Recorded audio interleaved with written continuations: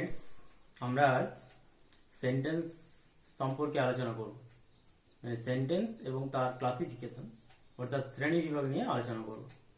তাহলে দেখা যাক যে সেন্টেন্সকে আমরা প্রাথমিকভাবে দুই ভাগে ভাগ করতে পারি। একটা হচ্ছে গঠনের দিক থেকে in the terms of structure, and তৃতীয়টা হচ্ছে অর্থের দিক থেকে ইন টার্মস অফ মিনিং। এখানে দেখো গঠনের দিক থেকে সেন্টেন্সকে তিন ভাগে ভাগ করা হয়। সিম্পল সেন্টেন্স অর্থাৎ সরল বাক্য, কমপ্লেক্স সেন্টেন্স অর্থাৎ জটিল বাক্য, আর কম্পাউন্ড সেন্টেন্স অর্থাৎ যৌগিক বাক্য। আমরা এবারে জানবো সিম্পল সেন্টেন্স কাকে বলে, কমপ্লেক্স সেন্টেন্স কাকে বলে, আর কম্পাউন্ড সেন্টেন্স কাকে বলে। তাহলে দেখে নেওয়া যাক।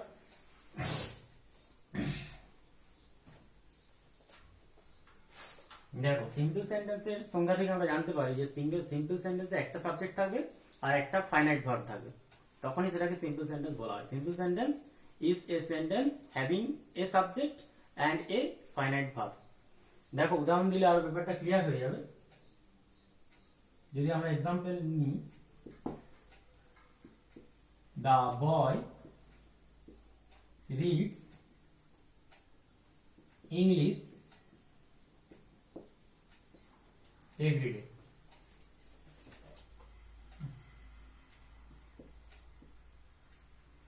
দেখো the boy reads English everyday, এখানে দেখো সাবজেক্ট হচ্ছে দ্য বয়, এটা সাবজেক্ট, আর রিডস হচ্ছে ফাইনাইট ভার্ব। তাহলে একটা সাবজেক্ট একটা ফাইনাইট ভার্ব। তাহলে এটা মনে রাখতে হবে, সিম্পল সেন্টেন্স হচ্ছে একটা সাবজেক্ট থাকবে আর একটা ফাইনাইট ভার্ব থাকবে। যখনই একটা সাবজেক্ট একটা ফাইনাইট ভার্ব থাকবে তখনই বুঝতে হবে বাক্যটা হচ্ছে সিম্পল সেন্টেন্স। এরপরে আমরা আসছি কমপ্লেক্স সেন্টেন্স।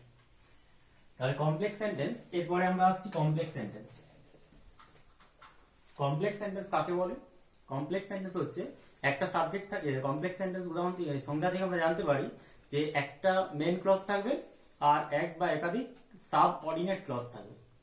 একটা মেন ক্লজ থাকবে কিন্তু সাব অর্ডিনেট ক্লজ একটা বা তার বেশি থাকতে পারে। দেখো একটা উদাহরণ নেওয়া যাক। He is an old man. He is an old man who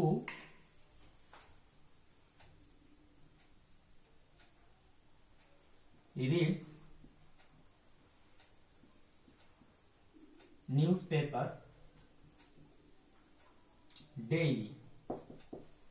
তাহলে এখানে দেখো he is an old man who reads newspaper daily. তাহলে এখানে দেখো মেন ক্লজ হচ্ছে he is an old man, এটা হচ্ছে মেন ক্লজ বা প্রিন্সিপাল ক্লজ। আর তারপরে পাচ্ছি হু রিডস নিউজপেপার ডেইলি, এটা হচ্ছে সাব অর্ডিনেট ক্লজ। তাহলে একটা মেন ক্লজ আছে, এটা হচ্ছে মেন ক্লজ, আর এটা হচ্ছে সাব ক্লজ, সংক্ষেপে সাব ক্লজও বলে, সাব অর্ডিনেট ক্লজ বা সাব ক্লজ। ঠিক আছে, তাহলে আমরা কমপ্লেক্স সেন্টেন্স জানতে হলে আমাদের ক্লজটা একটু জানতে হবে। আমরা ক্লজ সম্পর্কে অবশ্যই একটা ভিডিও করবো বা ক্লজ সম্পর্কে আলোচনা একদিন করবো অবশ্যই। এরপরে দেখো কম্পাউন্ড সেন্টেন্স। এরপরে হচ্ছে কম্পাউন্ড সেন্টেন্স। কম্পাউন্ড সেন্টেন্স কাকে বলে?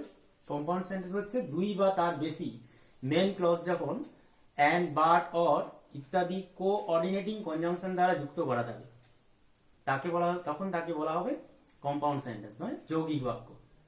ঠিক আছে, আরেকবার বলছি, দুই বা তার বেশি মেন ক্লজ বা প্রিন্সিপাল ক্লজ যখন অ্যান্ড, বাট, অর ইত্যাদি কোঅর্ডিনেটিং কনজাংশন দ্বারা যুক্ত করা থাকে তখন তাকে বলা হয় কম্পাউন্ড সেন্টেন্স। দেখো উদাহরণ দেখলে ব্যাপারটা বুঝে যাবে।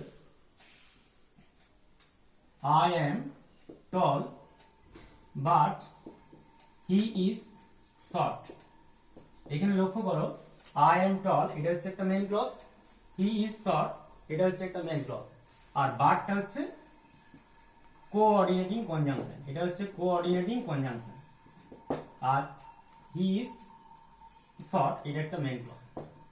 ঠিক আছে, তাহলে দুটো main clause I am tall, he is short, এই দুটো মেন ক্লজকে বাট কোঅর্ডিনেটিং কনজাংশন দ্বারা যুক্ত করা হয়েছে, সুতরাং এটা হচ্ছে কম্পাউন্ড সেন্টেন্স। তাহলে আমরা কম্পাউন্ড সেন্টেন্স চিনব কিভাবে? অ্যান্ড, বাট, অর ইত্যাদি কোঅর্ডিনেটিং কনজাংশন দ্বারা যুক্ত করা হয়।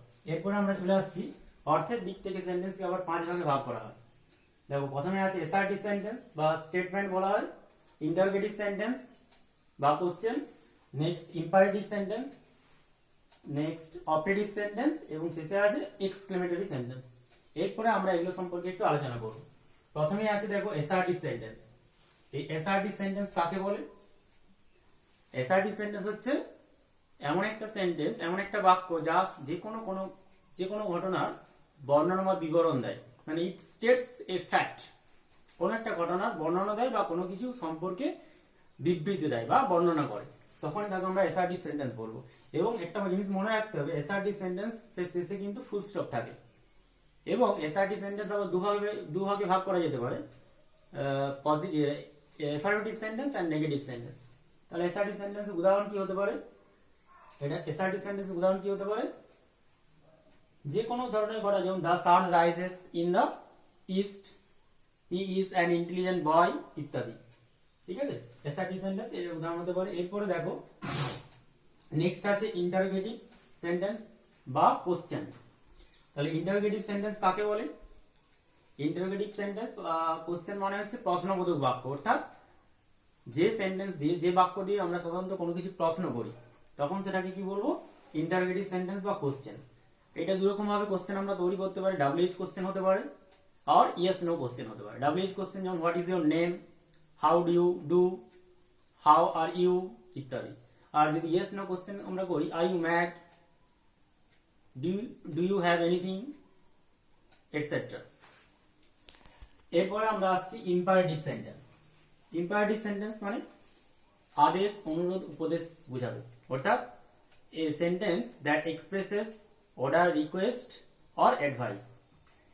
তাহলে আমরা ইম্পারেটিভ সেন্টেন্সের উদাহরণ কি বলতে পারি?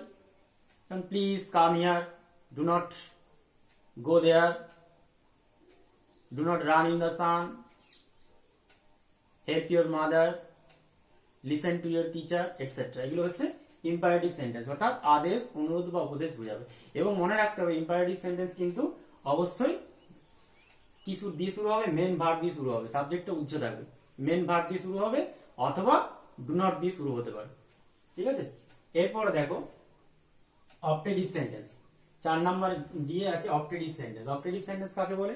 অপটেটিভ মানে হচ্ছে ইচ্ছা বা প্রার্থনা সূচক বাক্য, অর্থাৎ a sentence that expresses wish or prayer, wish or prayer, ইচ্ছা অথবা প্রার্থনাকে প্রকাশ করে।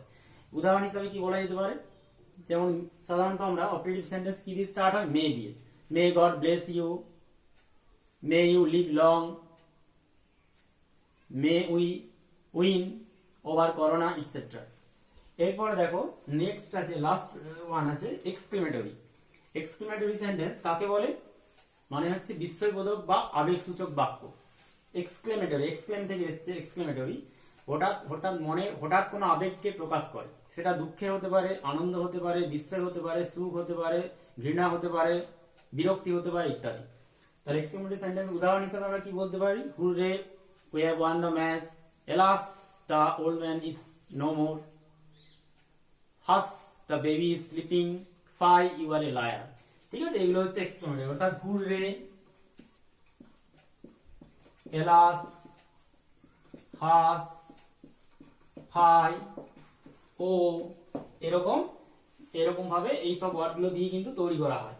ঠিক আছে, তাহলে আশা করি তোমরা সেন্টেন্স সম্পর্কে, সেন্টেন্সের প্রকারভেদ সম্পর্কে মোটামুটি অল্প স্বল্প হলেও ধারণা পেলে। এর পরের ক্লাসে আমরা ক্লজটা একটু আলোচনা করব, তাহলে আমরা কমপ্লেক্স সেন্টেন্স মানে গঠনগত দিক থেকে যে 3 ভাগে ভাগ করা হয়, সিম্পল, কমপ্লেক্স, কম্পাউন্ড, ওই 3টে সেন্টেন্স সম্পর্কে বুঝতে অনেকটা সুবিধা হবে। নমস্কার, এখানে রাখলাম।